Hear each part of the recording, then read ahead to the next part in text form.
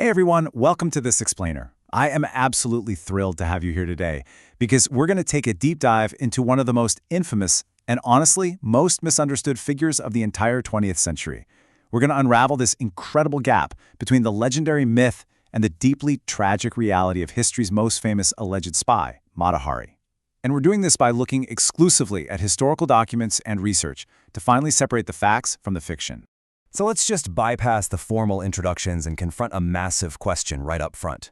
Who was she really, beyond all those glamorous and deadly stories we've all heard?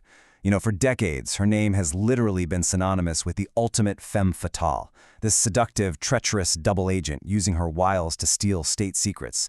But as you'll see today, the woman behind that legend, she was far more complex, and her actual story is, well, it's deeply tragic.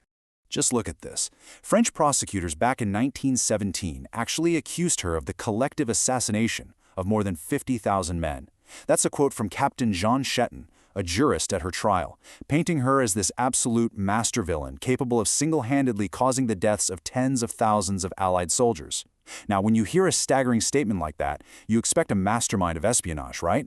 But as we dig into the historical files, we really have to ask ourselves, was she truly this deadly?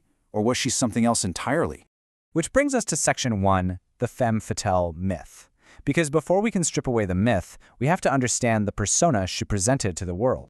She intentionally crafted this persona, taking the stage name Mata Hari. It's a Malay phrase that translates to eye of the day or sunrise, and it was a name deliberately chosen to captivate audiences and, crucially, obscure her past. You see, she wasn't just a dancer, she was an absolute master of self-invention. She fed Paris society exactly what it craved at the absolute height of its fascination with the Orient.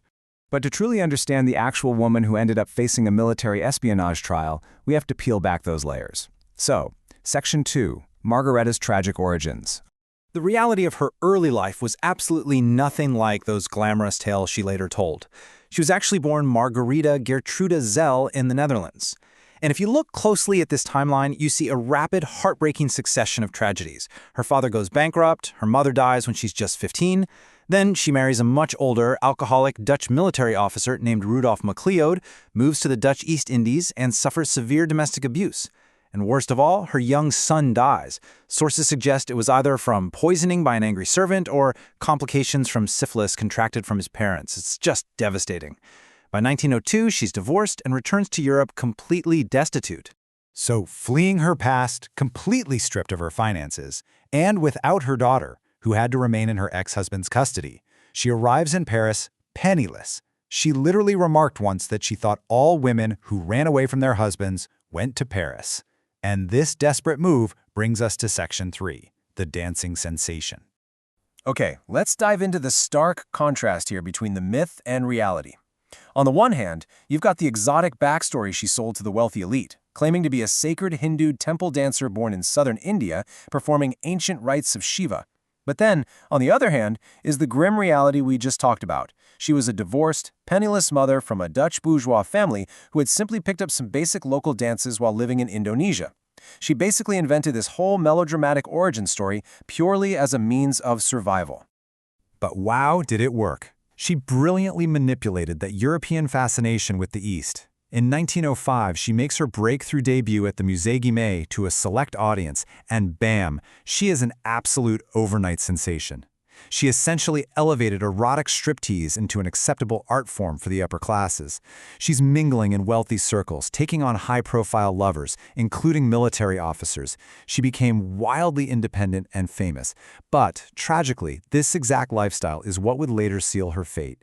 Because when World War I broke out in 1914, the very fame and lifestyle that saved her from poverty suddenly became her biggest liability.